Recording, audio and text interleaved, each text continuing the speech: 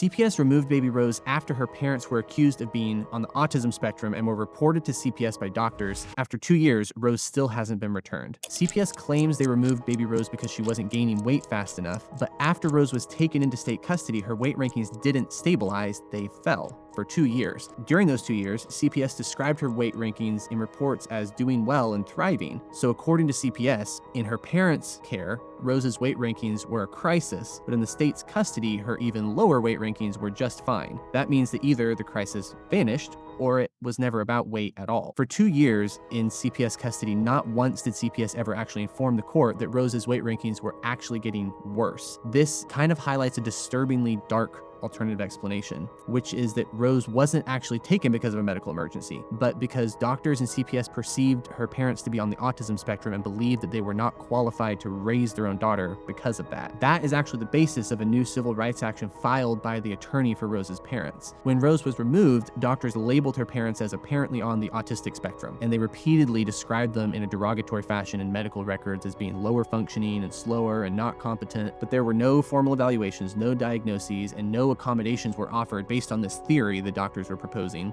They just had labels, and they scrawled them into medical reports, and then they reported the family to CPS, who removed Rose. After the removal, CPS gave the parents this extensive list of services they had to complete. They even required the parents to do drug testing, even though nobody, including CPS, had ever accused them of using drugs. So then 18 months later, CPS approved a monitored return. The monitored return means that Rose went home, but she was under strict CPS and court supervision. Then, just 2 months later, CPS took her again, and their justifications shifted. So they ranged from vague accusations of cleanliness to supposed new abuse allegations that they said had arisen to new concerns about Rose's weight. But CPS later concluded that they didn't have any evidence to support these new abuse allegations, so they quietly dropped them. And they also claimed that they had these new concerns about Rose's weight during her 2 months in her parents' care, but they didn't inform the court that when they had actually dropped Rose off with her parents 2 months before, she was already at the lowest weight ranking ever recorded. After that, Rose was never returned to her parents again. Even worse, CPS actually changed its request with the court, and now it's wanting to adopt Rose out to prevent Joel and Danelle from ever seeing her again. We've tapped into our network of defense attorneys and civil rights attorneys to help prepare a defense for Rose's parents,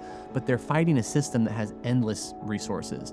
So if you want to help, you can share this with a friend or check the link in the bio if you want to donate to the family's legal defense.